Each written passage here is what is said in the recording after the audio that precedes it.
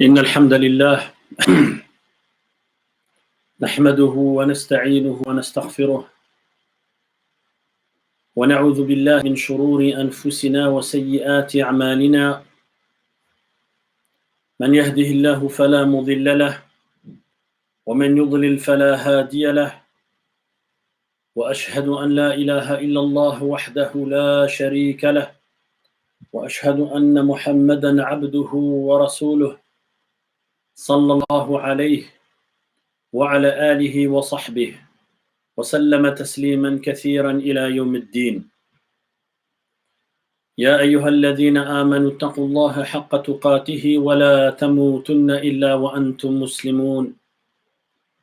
يا أيها الناس اتقوا ربكم الذي خلقكم من نفس واحدة وخلق منها زوجها وبث منهما رجالا كثيرا ونساء واتقوا الله الذي تساءلون به والأرحام إن الله كان عليكم رقيبا.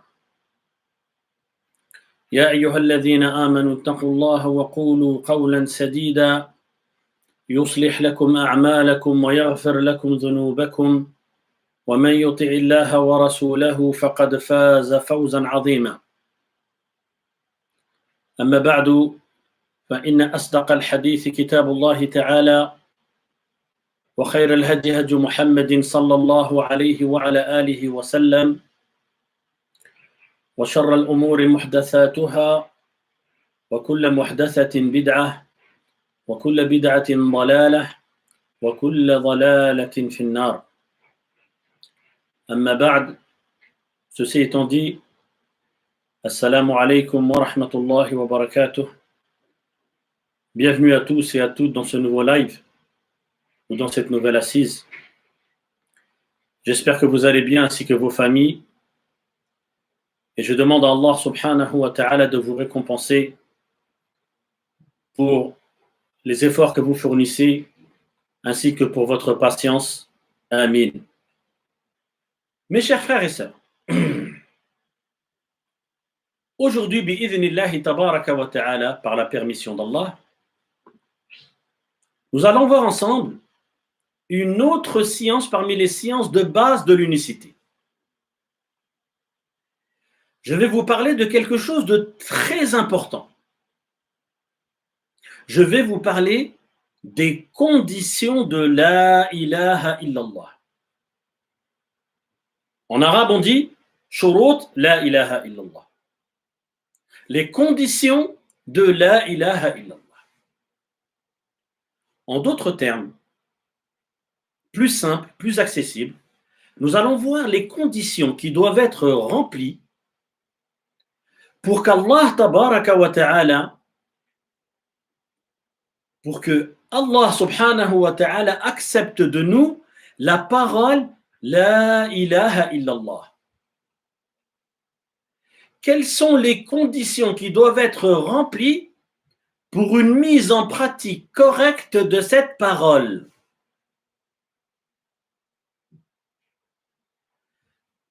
Avant de vous parler des conditions de la ilaha illallah, mes chers frères et sœurs, une petite remarque importante qui a son poids. Sachez que l'ordre chronologique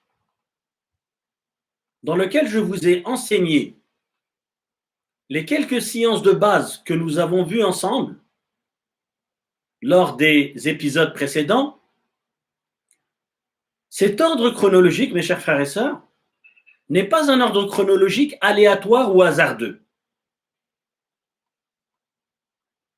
J'ai commencé par le sens du mot unicité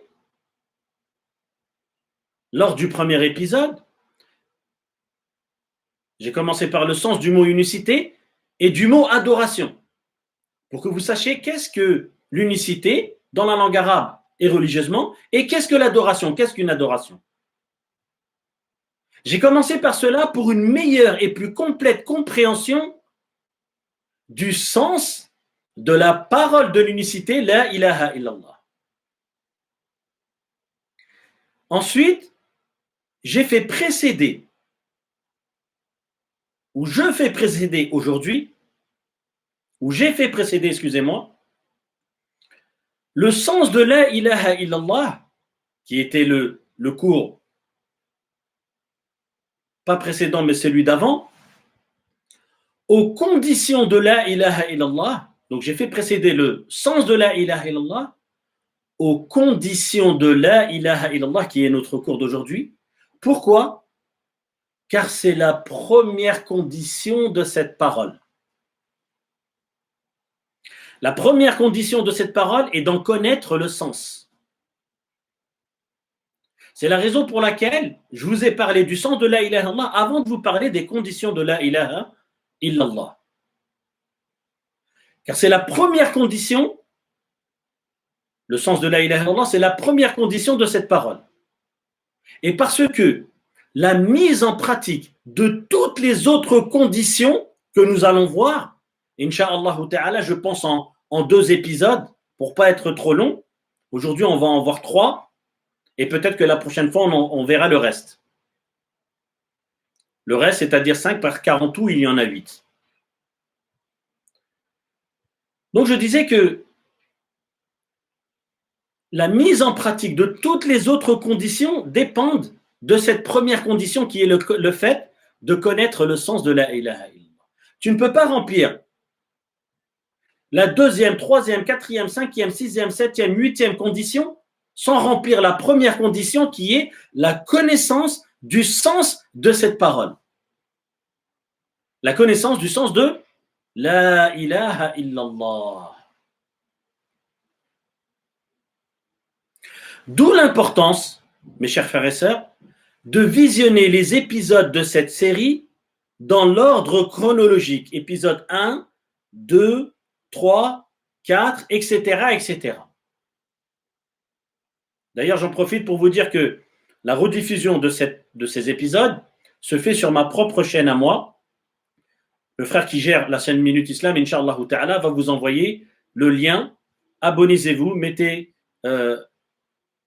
appuyez sur la petite cloche pour les notifications pour que vous puissiez recevoir des notifications, Inch'Allah ta'ala, lorsqu'il y aura des nouvelles vidéos, bi'idhnillahi subhanahu wa ta'ala. Alors, les conditions de la ilaha illallah. Pour que vous compreniez bien, qu'est-ce que les conditions de la ilaha illallah de cette parole? Il est important de comprendre cette image. Écoutez. Wahb ibn al-Munabbih. Wahb ibn al-Munabbih. C'était un savant parmi les pieux prédécesseurs qui a vécu donc dans les meilleurs siècles de l'islam, qui sont les 3 premiers. On demanda un jour à ce savant, Wahb ibn al-Munabbih, la chose suivante. La parole la ilaha illallah n'est-elle pas la clé du paradis? Wahb ibn al-Munabbih, rahimahullah ta'ala, a répondu à cette question par la réponse suivante. Il dit, rahimahullah ta'ala, oui, certes, c'est la clé du paradis. Mais chaque clé possède des dents. Chaque clé possède des dents. Donc, si tu apportes une clé ayant des dents, ayant les bonnes dents, on t'ouvrira, sinon, on ne t'ouvrira pas. Cette parole-là, ce athar, cette parole de Wahb ibn al-Munabbih a été rapportée par l'imam al-Bukhari, rahimahullah ta'ala. Aujourd'hui, beaucoup de gens disent, à partir du moment que tu dis la ilaha illallah, tu entres au paradis. Sans comprendre que cette parole-là doit être dite en remplissant des conditions. C'est pour ça que Wahb ibn al-Munabbih a donné cet exemple-là. Il a dit que la parole la ilaha illallah, il a dit, rahimahullah ta'ala, que chaque clé possède des dents. Là, il parle de la ilaha illallah. Ainsi, si tu apportes une clé ayant des dents, la clé du paradis, les conditions de la ilaha illallah, ce sont les dents de cette clé. Si tu apportes une clé ayant des dents, on t'ouvrira, sinon on ne t'ouvrira pas. Regardez, chaque clé, elle a des dents. La clé du paradis, c'est une image qu'on donne. Eh bien, c'est une clé avec 8 dents. Chaque dent, c'est quoi? C'est les conditions de la ilaha illallah qui doivent être remplies. Regardez cette clé. S'il manque une dent, la porte ne s'ouvre pas. Si l'une de ces dents est abîmée, est usée, elle est incomplète, eh bien le paradis, la porte du paradis, la porte ne s'ouvrira pas. Donc il faut remplir les 8 conditions de la ilaha illallah pour qu'Allah tabaraka wa ta'ala accepte notre la ilaha illallah, pour que notre la ilaha illallah soit une clé du paradis, c'est-à-dire la cause de notre entrée au paradis. Bi'idhnillahi subhanahu wa ta'ala. Remarque importante, sachez qu'il n'est pas nécessaire ou conditionné que tout musulman connaisse par cœur ou mémorise chacune des 8 conditions de l'attestation qu'il n'y a de divinité digne d'adoration qu'Allah subhanahu wa ta'ala. Ce qui est nécessaire par contre et obligatoire, c'est la mise en pratique de ces 8 conditions. Il se peut qu'une personne ne connaisse pas par cœur ces conditions-là, les 8 conditions, mais elle les met en pratique.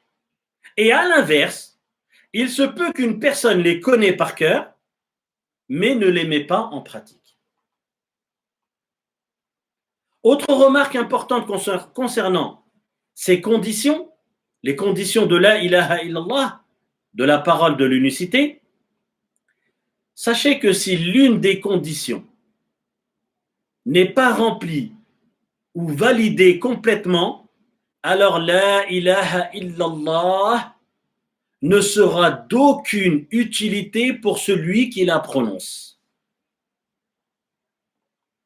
Cette parole-là ne sera pas acceptée de lui par Allah tabaraka wa ta'ala.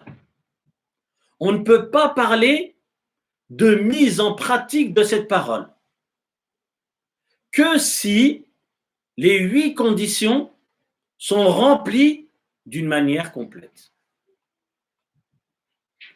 La première condition de la ilaha illallah.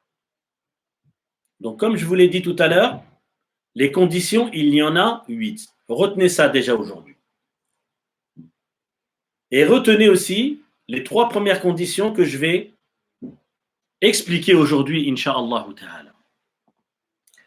Donc, la première condition de la ilaha illallah, comme je l'ai indiqué tout à l'heure rapidement, c'est la connaissance du sens de cette attestation, avec la négation et l'affirmation qu'elle comprend.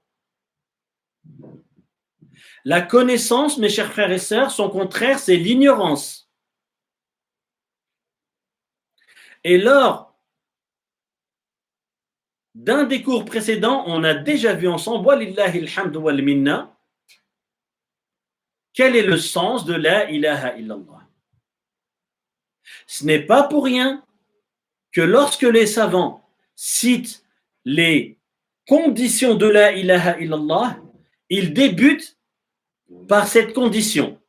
Car cette condition-là est la plus importante. Pourquoi est-ce que cette condition-là, qui est la connaissance du sens de la ilaha illallah, pourquoi est-ce que cette condition est la plus importante? Car on ne pourra pas remplir les autres conditions qui vont arriver après cette condition, les 7 autres, si déjà à la base, on ne comprend pas le sens de la ilaha illallah. La deuxième condition, on va la voir tout à l'heure, juste après, c'est la certitude. Comment puis-je avoir la certitude d'une parole dont je ne connais pas le sens? Et ainsi de suite pour toutes les autres conditions. L'acceptation, etc., etc. Donc, si les savants débutent la citation des conditions de la ilaha illallah par la connaissance du sens de cette attestation, ce n'est pas un hasard. C'est parce que c'est l'attestation, c'est la condition, excusez-moi, la plus importante. C'est la condition la plus importante. Et le sens de la ilaha illallah, vous le connaissez.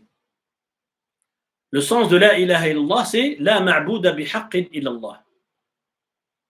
La seule divinité qui mérite d'être adorée, c'est Allah subhanahu wa ta'ala.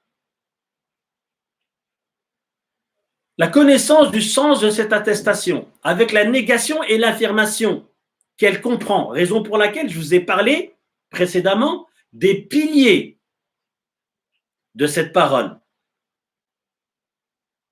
Les piliers de la parole de l'unicité qui sont au nombre de deux, l'affirmation et la négation. En d'autres termes, cette condition, c'est la connaissance de la signification de la ilaha illallah et de ce qu'elle renferme comme négation et affirmation. En effet, chaque expression a une signification. Il faut connaître la signification de la ilaha illallah, une connaissance qui s'oppose à l'ignorance.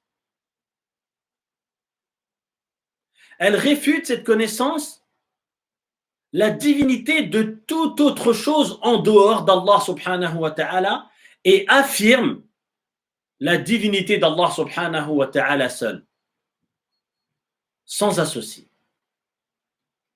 Première condition de la ilaha illallah, connaître le sens de la ilaha illallah. Quelle est la condition la plus importante? C'est celle-ci. La première, la science, la connaissance du sens de cette parole, la parole de l'unicité, la ilaha illallah. Pourquoi est-ce que cette condition est la plus importante? Car la mise en pratique des conditions suivantes en dépendent. Elles dépendent de ta connaissance parfaite du sens de la ilaha illallah. Allah, notre Seigneur, a dit Fa'alam annahu la ilaha illallah. Dans le sens du verset, il dit sache donc qu'en vérité, il n'y a de divinité digne d'adoration qu'Allah. Et d'après Uthman ibn Affan, radiyallahu anhu, au sujet duquel le prophète alayhi salatu wassalam nous a informé que les anges avaient de la pudeur vis-à-vis de Uthman ibn Affan. D'après Uthman ibn Affan, radiyallahu anhu, le prophète alayhi salatu wassalam a dit quiconque meurt en sachant, donc en ayant la science, la connaissance qu'il n'y a de divinité digne d'adoration qu'Allah, entre au paradis. Ce hadith, il montre clairement que la connaissance du sens de la ilaha illallah est une condition qu'il faut remplir. Est une condition pour qu'Allah tabaraka wa ta'ala accepte de nous cette parole. Deuxième condition. La suivante, quelle est-elle? La deuxième condition, c'est la certitude. La certitude, son contraire, c'est le doute. La certitude, son contraire, c'est quoi? C'est le doute. Celui qui prononce cette attestation doit être totalement convaincu par sa signification. Car seule la science certaine est utile à la foi et non les conjonctures. Les conjonctures, les suppositions, les doutes. Qu'en est-il donc si les doutes s'immiscent, s'introduisent, pénètrent dans la foi?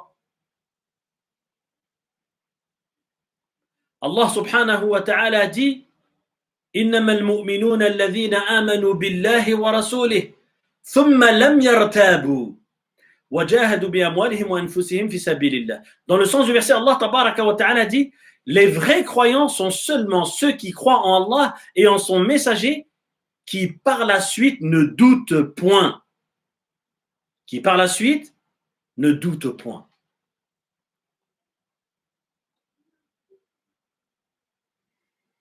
La certitude consiste à ce que tu aies la ferme conviction de la signification de cette expression. Pourquoi? Parce qu'elle n'admet ni doute, ni hésitation, ni incertitude. Il faut plutôt que tu aies une conviction ferme. La simple prononciation de cette expression n'est pas suffisante. Il faut à tout prix en avoir la conviction du cœur de cette parole. Donc la deuxième condition de cette parole-là, la ilaha illallah, la certitude.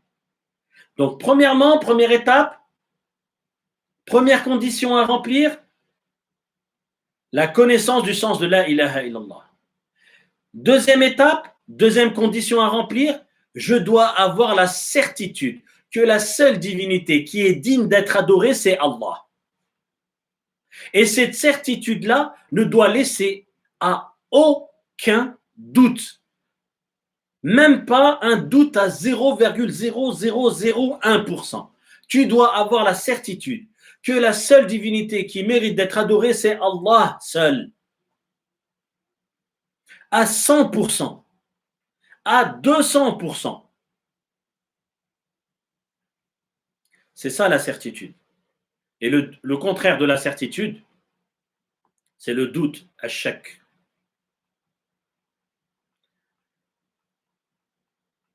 Allah subhanahu wa ta'ala a cité comme condition à la véracité de leur foi en Allah et en son messager de ne pas douter, dans le verset que j'ai cité tout à l'heure. Lorsqu'Allah tabaraka wa ta'ala a dit, dans le sens du verset, les vrais croyants. Qui sont les vrais croyants? Eh bien Allah nous dit, dans le sens du verset, sont seulement ceux qui croient en Allah et en son messager, qui par la suite ne doutent point.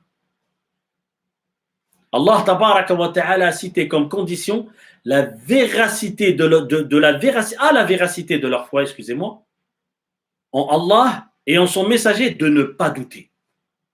Quant à celui qui doute, il fait partie des hypocrites. Qu'Allah nous protège de l'hypocrisie. Allah subhanahu wa ta'ala a dit au sujet des hypocrites, ne te demande permission pour participer à une bataille que ceux qui ne croient pas en Allah et au jour dernier et dont les cœurs sont emplis de doutes.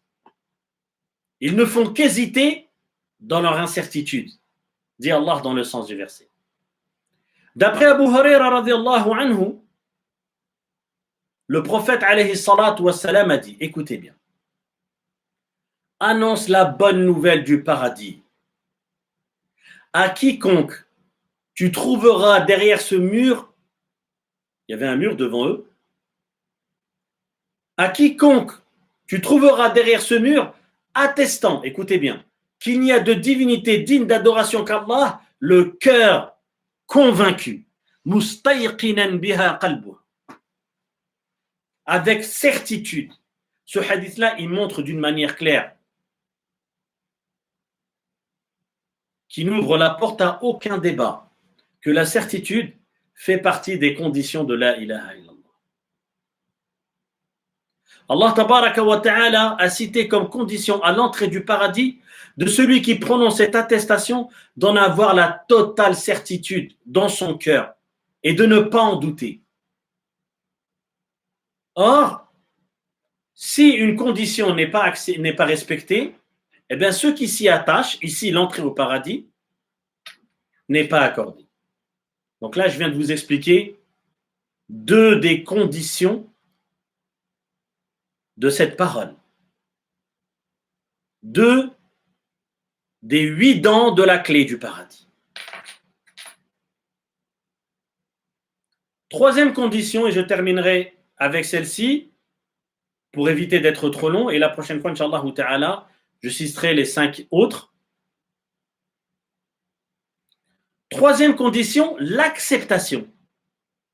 qui est le contraire du rejet. L'acceptation de ce qu'implique cette attestation. Qu'implique l'attestation la ilaha illallah? Elle implique que tu délaisses toutes les divinités, que tu délaisses l'adoration de toutes les divinités adorées en dehors d'Allah. Première implication. Deuxième implication, que tu voues absolument toutes tes adorations à Allah seul en toute exclusivité. C'est ce qu'on appelle les implications de cette parole. Les implications de la ilaha illallah. Eh bien, l'acceptation, la troisième condition, c'est l'acceptation de ce qu'implique cette attestation, avec le cœur, la langue, excluant le rejet.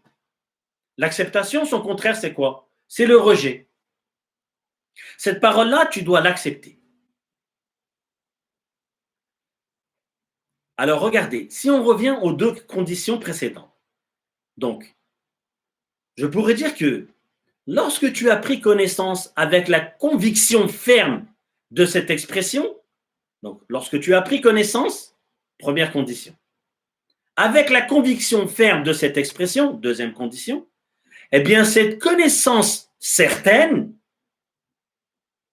doit avoir pour conséquence l'acceptation de ce qu'implique cette expression par le cœur et la langue et les membres du corps. Celui qui rejette l'unicité d'Allah subhanahu wa ta'ala et ne l'accepte pas est mécréant. Il n'est pas musulman. Donc cette parole-là, mes chers frères et sœurs, on doit en avoir la connaissance, en comprendre le sens, ensuite on doit en avoir la certitude, et ensuite on doit l'accepter. La connaissance et la certitude ne suffisent pas, il faut l'accepter. Si quelqu'un connaît le sens de la ilaha illallah et il en a la certitude, mais il le rejette, eh bien il n'aura pas rempli les conditions de la ilaha illallah et il ne sera pas musulman. Il n'entre pas dans le cercle de l'islam. Allah subhanahu wa ta'ala a dit إنهم كانوا إذا قيل لهم لا إله إلا الله يستكبرون ويقولون أئنا لتارك آلهتنا لشاعر مجنون. Écoutez bien ce verset du Coran. Allah tabaraka wa ta'ala dit dans le sens du verset, quand on leur disait, en parlant des polythéistes, quand on disait aux polythéistes, La ilaha illallah, pas de divinité digne d'adoration qu'Allah. Comment réagissait-il? Allah nous dit, dans le sens du verset, il s'enflait d'orgueil, donc il le rejetait et disait, allons-nous abandonner nos divinités pour un poète fou? Et cette parole-là, comme je vous l'ai dit précédemment, allons-nous abandonner nos divinités pour un poète fou? Elle prouve que les polythéistes, au temps du prophète sallallahu alayhi wa sallam, avaient compris le sens de la ilaha illallah. Mais ils l'ont rejeté. Ils ne l'ont pas accepté. D'après Abu Musa al-Ash'ari, radiyallahu anhu, le prophète alayhi salatu wassalam a dit la guidance et la science pour lesquelles Allah tabaraka wa ta'ala m'a envoyé ressemblent à une pluie abondante qui arrose une terre. Là où le sol est fertile, l'eau est acceptée, d'où les herbes et les plantes fourragères y poussent. Et là où le sol est dur, mais qui retient l'eau, Allah l'offre aux hommes pour que ceux-ci en tirent profit. Ils boivent, arrosent et cultivent. Il en est aussi, dit le prophète sallallahu alayhi wa sallam, un troisième sol qui ne retient pas l'eau, ni ne laisse pousser les herbes. Ensuite, il dit, alayhi salatu wassalam, telle est la parabole de celui qui est instruit dans la religion d'Allah et qui tire profit du message avec lequel Allah m'a envoyé. Ainsi, il apprend et enseigne. C'est la parole aussi de celui qui se détourne de mon message en refusant, c'est-à-dire en rejetant la guidée d'Allah avec laquelle je suis envoyé. Donc ce hadith-là, il montre aussi d'une manière claire, comme l'a montré aussi d'une manière claire le verset que j'ai cité précédemment, que l'acceptation est l'une des conditions à remplir pour qu'Allah tabaraka wa ta'ala accepte ton la ilaha illallah. Barakallahu fikum wa jazakumullahu khairan, hafizakumullahu ta'ala. Qu'Allah vous récompense pour votre motivation, pour votre recherche de la science. سبحانك اللهم وبحمدك أشهد أن لا إله إلا أنت أستغفرك وأتوب إليك